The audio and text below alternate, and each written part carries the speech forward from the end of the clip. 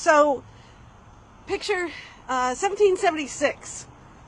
John Adams is away. Abigail Adams is minding the homestead back in Massachusetts. He's serving on the Second Continental Congress.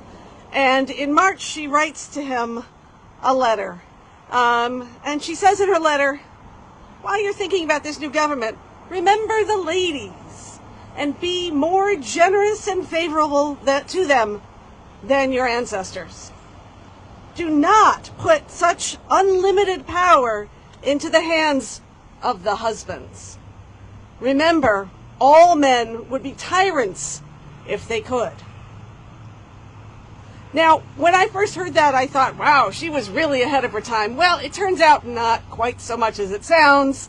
She really wasn't looking for universal suffrage. She wasn't really looking for political power.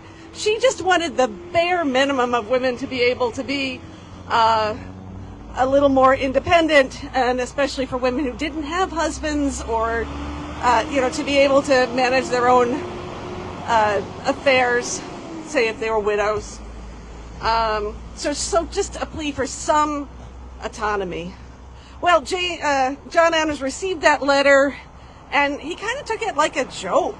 He said, oh, you're thinking about things like, next, the children aren't going to want to obey their parents, and maybe apprentices aren't going to obey their masters, and just you're kind of looking to upset the natural order of things.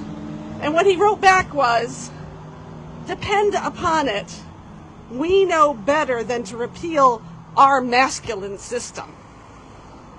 And therefore followed, all men are created equal, although I think we can all agree that there's probably a little asterisk written next to that men, because they certainly didn't mean all men, and they certainly didn't mean all people. So fast forward almost 100 years, 1870, 15th Amendment, voting rights to men of all races. Another 50 years, 1920, finally the 19th Amendment, which prohibited states from denying votes on the basis of sex. Now this surprised me. 1923, two women, Alice Paul and Crystal Eastman, introduced the Equal Rights Amendment. 1923, 100 years ago.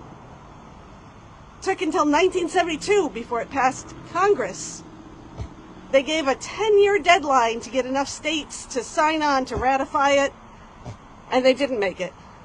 So it's still out there in a legal limbo, because now enough states have said yes, but because the deadline passed, nobody quite knows what to happen. So no, we still don't have the Equal Rights Amendment 100 years after it was first introduced. Other landmarks, 1960, Indova, the first birth control pill on the market. 1973, Roe versus Wade. 1974, 50 years ago, was the Equal Credit Opportunity Act. That's the first time a woman could get her own credit card, apply for a loan in her own name without her husband co-signing.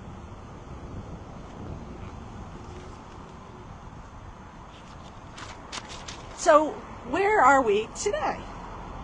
I think all the women here could probably give plenty of examples of current macroaggressions that we've undergone, microaggressions that we've undergone in school, in work, in business. There's still a massive gender pay gap despite the Equal Pay Act. This year, women earned on average 84% of what men earn. The Equal Pay Day, which is where women have to work before the men start to have to show up to get equal pay, March 12th. Now that's even worse if you compare women of color to white men. Latinas make on average 55% of what the white men make. Black women 64%, Native American women 57%. Now, I'm a healthcare worker, so I have some more examples in that area. Martin Luther King said, of all the forms of inequality, injustice in healthcare is the most shocking and inhumane.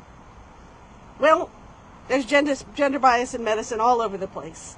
In pain management, pain in women tends to be dismissed as being more emotional or exaggerated. Women commonly have delayed diagnosis for diseases such as heart disease, and students are taught how those diseases present in men. We're taught on normal anatomy, which is based on men. There's gross underrepresentation in clinical trials. What does that mean in real life? It means that we don't understand how medicine should be dosed in women, what medicines are appropriate in women, how women metabolize, because we're not just the same as men.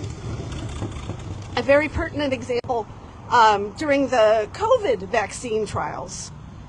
To look out for women, they excluded all of the women who might be pregnant from the trials. So then when the drugs were approved, none of us knew whether the drugs would be safe, the vaccines would be safe in pregnancy. And women who are on the front line, nurses, healthcare workers, probably the people who were most in need of having access to these vaccines, had to make guesses as to whether this would be a safe option for them or not. So I think we can safely say that currently America is at an inflection point. Will we go forward toward more equality, or will we go back? I think we can all agree that Dobbs was a giant step back for women's rights. And then as we read about Project 2025, I think it's very clear that their goal is to take us back to a traditional family unit with patriarchy. The women should be at home bearing children. Basically, they've said the only value to women is in our wombs. The only value to postmenopausal women is maybe raising some grandkids. They want to end no-fault divorce. So I think that comes down to that. Do we want to go forward? Do we want to go back? And I'm going to say that I love my role as a wife and as a mother, but I chose those. And that's not my whole identity or my whole value as a person. And I think we as America should want better for the ladies and for everyone. Thank you.